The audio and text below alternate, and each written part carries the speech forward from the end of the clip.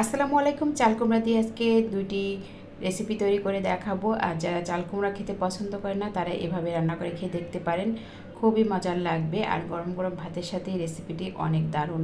এই তো প্রথমে এখানে আমি একটি চাল কুমড়া নিয়েছি। চাল কুমড়াটা এখন আমি বটি দিয়ে কেটে নিচ্ছি। প্রথমে 2 ভাগ করে নিলাম। এখন উপরের এই খোসাটা আমি এভাবে ফেলে দিচ্ছি। তারপর আমি চাল কুমড়াটা এভাবে আমি কেটে নিচ্ছি। এভাবে একটু লম্বা করে কেটে তারপর আমি এভাবে কেটে নিচ্ছি। বেশি মোটাও না বেশি পাতলাও না। এখন এই চাল কুমড়া ভালো করে ধুয়ে এখন হলুদ আর লবণটা আমি মাখিয়ে নিচ্ছি। ভালো করে মাখিয়ে নেওয়ার পরে এখন এই চাল কুমড়া আমি ভেজে নিচ্ছি। এখন অল্প পরিমাণ তেল দিয়েছি প্যানে, দিয়ে এখন আমি এই চাল কুমড়াটা ভেজে নিব। খুব বেশি কড়া করে ভাজবো না, হালকা আছে আমি এই চাল কুমড়াটা এখন ভেজে নামিয়ে নেব। এই তো চাল কুমড়োগুলো ভাজা হয়ে গেছে। এখন এই তেলের ভিতরেই আমি দিয়ে দেব এখানে এই তো পেঁয়াজ, রসুন আর কাঁচামরিচ আর জিরা বাটা একসঙ্গে দিয়ে আমি এখন এই তো ভালো করে ভেজে নিচ্ছি। স্বাদ মতো লবণ দিয়ে দিলাম। সেই সাথে আমি এর ভেতরে দিয়ে দিব সামান্য একটু পানি।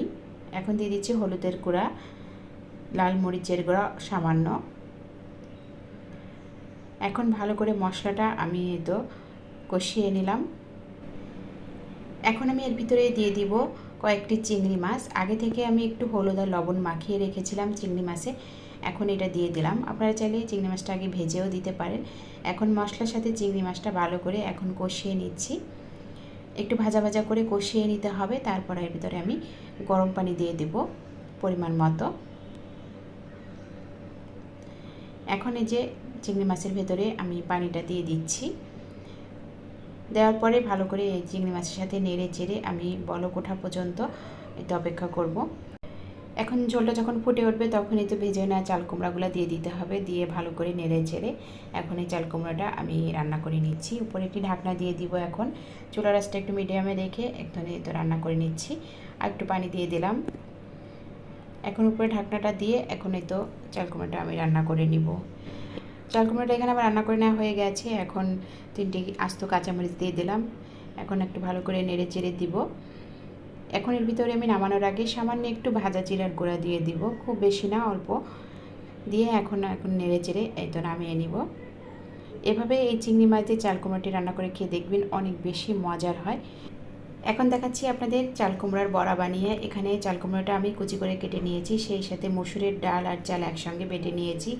এখন আমি দিয়ে দিচ্ছি স্বাদ মতো লবণ, সামান্য একটু লাল মরিচের গুঁড়া, হলুদের গুঁড়া, আর এখানে আমি দিয়ে দেবো একটি পেঁয়াজ কুচি, দিয়ে দিব জিরা আর কাঁচামরিচ বাটা, দিয়ে দিলাম আদা রসুন বাটা। এখন ভালো করে আমি এই চাল কুমড়োর সাথে মাখিয়ে নেব।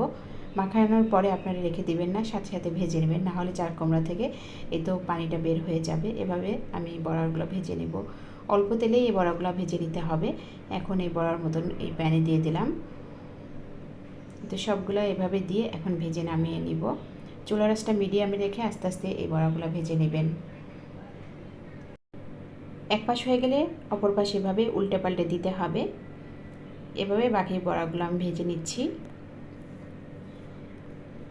এখন এই বড়াগুলো আমি নামিয়ে নিব।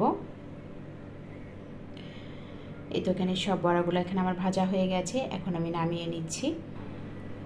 এই তো বানিয়ে নিলাম চাল কুমড়ার বড়া। এভাবে আপনারা খুব সহজেই চাল কুমড়া দিয়ে বানিয়ে নিতে পারেন দুইটি দারুণ মজার রেসিপি। গরম গরম ভাতের সাথে খেতে অসাধারণ লাগবে। আশা করি রেসিপিটি সবার ভালো